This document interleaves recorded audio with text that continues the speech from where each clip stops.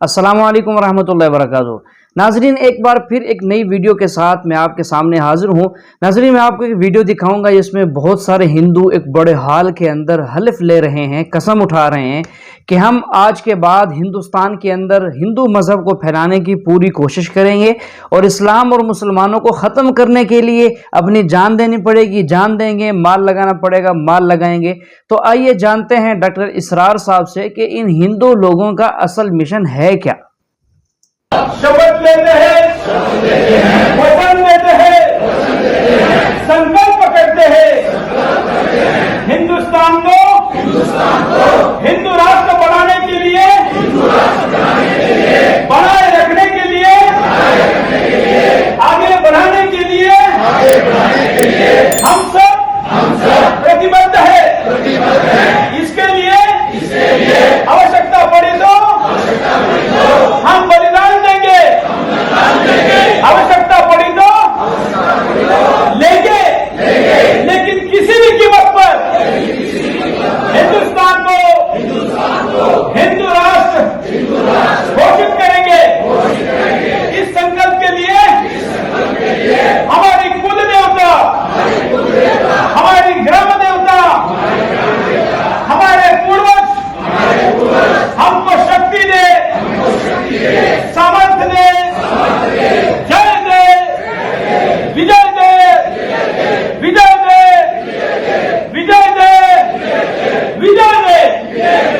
मैं कहूंगा जय तू, आप कहेंगे हिंदू राष्ट्र, दोनों हाथ उठा के जय तू, जय तू, जय तू, जय तू, जय तू, जय तू। इसी तरीके से ये बिल्कुल हो जाने वाली बात है, न समझिएगा जो हिस्पानिया में हुआ था और जो अब बोस्निया में हो रहा है वो यहां नहीं हो सकता। इसलिए कि भारत के हिंदू का ये डिक्लेयर्ड ऑब्जेक्टिव है कि इस जमीन को पाक करना है। ये नजिस है, ये मलिच है मुसलमान, और इनको यहां से खत्म करके दम लेना है।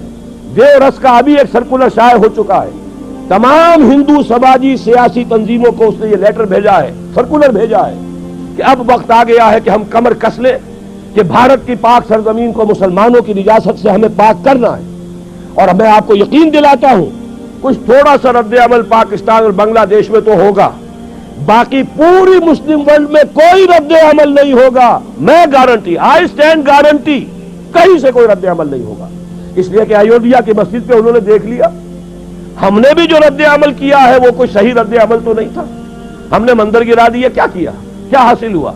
बदनामी दुनिया में मोल ले ली, दीनी एतबार से भी गलत और दुनियावी एतबार से भी गलत। फायदा कुछ नहीं, नुकसान ही नुकसान। लेकिन ये कि बांग्लादेश में हो गया, पाकिस्तान में हो गया, बाकी पूरी दुनिया में किसी ने यह भी नहीं कहा कि ये दोबारा मस्जिद बन जानी चाहिए, वरना हम अपने तिजारती ताल्लुकात खत्म कर लेंगे। सफारती तो बहुत दूर की बात है, कोई अल्टीमेटम वॉर तो बहुत दूर की बात है, तिजारती ताल्लुकात खत्म करने की भी किसी एक मुसलमान मुल्क में धमकी नहीं। तो उन्होंने नब्ज देख ली है कि गैरत नाम था जिसका गई तैमूर के घर से।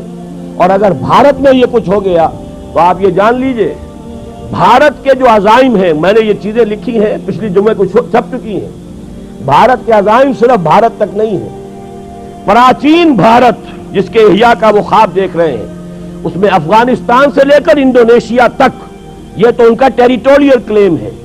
जैसे ग्रेटर इजराइल का क्लेम आपको मालूम है, और जो ग्रेटर इंडिया है, महाभारत अफगानिस्तान समेत, अफगानिस्तान से शुरू होकर और इंडोनेशिया ये तो इंडिया इसके नाम का जुज है। इस एतबार से ये तो टेरिटोरियल एस्पिरेशंस है। जहां तक उनका तिजारती और माशी दबाव है, वो ईरान और अरब को भी अपना हिस्सा समझते हैं, जोन ऑफ इन्फ्लुएंस समझते हैं। और ये जोन ऑफ इन्फ्लुएंस अब तकसीम होगा इसराइल में और भारत के दरमियान। उनका गठजोड़ जिस तेजी से बढ़ रहा है वो आपके इल्म में है। और जिस तरीके से इसराइल का अभी बयान आ गया वजीर आजम का, इसहाक रबीन का, कि ये जो है कश्मीर का जिहाद भी हो सकता है कामयाब हो जाए। वक्त पर अब अपनी हिम्मत जो है उसको पूरे तरीके से कमर हिम्मत कस लो, और मुस्लिम फंडामेंटलिज्म को खत्म करने के लिए हम सबको जो है we should join hands to finish up with this Muslim fundamentalism. ये सब कुछ हो रहा है, ये हालात है। तो मैं आपसे अर्ज कर देना चाहता हूं, इन हालात में कोई तब्दीली नहीं आ सकती। बात सही कही है और यही मेरा मौक़िफ़ भी रहा है। फंडामेंटलिज्म असल जो चला है वो हिंदुस्तान में चला है। بدنام پوری دنیا میں مسلمان ہو گیا. لیکن اب اس کا میں بلیم نہ امریکہ کو دے سکتا ہوں نہ کسی اور کو. یہ تو اے باد سبا ہی ہم آوردہ توستی، ہمارا اپنا کیا دھرا ہے. میں آپ کو ایک حوالے سے بتا دینا چاہتا ہوں. ہمارے ہاں علامہ مشرقی اٹھے، چپ راس چپ چپ راس چپ اور بیل چاپ پورے ہندوستان کو دہلا دیا. دہل گئی زمین ہندوستان کی، راجکماری سے لے کے درہ خیبر تک. اور بڑے بڑے نوٹیبلز، یہ تحریک اتنی عظیم تھی، اتنی آرگنائز تھی. آپ کو معلوم ہے یہ تالپور برادران جو ہے، دونوں بھائی جو تھے یہ خاکسار تھے. بڑے بڑے لوگ سندھ میں، فرنٹیئر میں، پنجاب میں، ہر جگہ پر. اور ایسی زبردست آرگنائزیشن بالکل ملٹری والی، ان کے سارے قواعد ملٹری کے. لیکن ہوا کیا؟ آر ایس ایس 1925 میں قائم ہوئی ہے، اسی کے رد عمل میں. ہندو سویا ہوا تھا، انہوں نے دیکھا یہ مسئلہ اٹھ گیا ہے، اور اتنا زبردست اٹھ گیا ہے، زور شور کے ساتھ اٹھ گیا ہے، اس کی چپراس جو ہے وہ زمین جو ہے لرز رہی ہے، اس سے تو اٹھنا پڑے گا نا. لہذا باقاعدہ جو آر ایس ایس 1925 میں قائم ہوئی ہے اسی کے رد عمل میں، اور اس مقصد کے ساتھ، ڈکلیئرڈ مقصد، ہندوؤں کو متحد کیا جائے تاکہ وہ بھرپور طریقے سے مسلمانوں کا مقابلہ کر سکیں. ہندو واد آن دی ڈیفینسو. لیکن 1925 سے لے کر آج تک کتنے سال ہو گئے؟ 67. 67 برس تک ایک جماعت کا حوصلہ دیکھیے، اس کا ظرف دیکھیے، آج تک سیاست میں حصہ نہیں لیا. پاور پالیٹکس سے کوئی تعلق نہیں. 67 لانگ ایئرس. اتنی فالوئنگ ہے کہ ویسٹ میں تو اتنی موٹی موٹی کتابیں چھپی ہیں. شکاگو یونیورسٹی سے اتنی موٹی کتاب تھی، برادرہڈ ان سیفرن، آر ایس ایس کے اوپر ڈاکومنٹ. 25 لاکھ ان کا اس وقت کارڈر موجود ہے جو کہ ان کا ٹرین ہے والنٹیئر. لیکن وہ جماعت الیکشن میں نہیں آئی. کچھ اپنے اثر تحت کچھ اور لوگوں کو لڑو. اور آپ نے نام بھی نہیں سنا ہوگا، اس کے 3 امیر یا گرو جو ہے گزر چکے ہیں، تیسرا ہے اس وقت. پہلا ڈاکٹر بالی رام ہیجواڑ، کسی نے نام سنا آج تک؟ کوئی پرسنل پبلسٹی کی کوشش کی، اس نے کام کیا. دوسرا مہادیو گولوالکر گرو جی، کسی نے نام بھی نہیں سنا ہو. اس وقت کون ہے؟ بالا صاحب دیورس.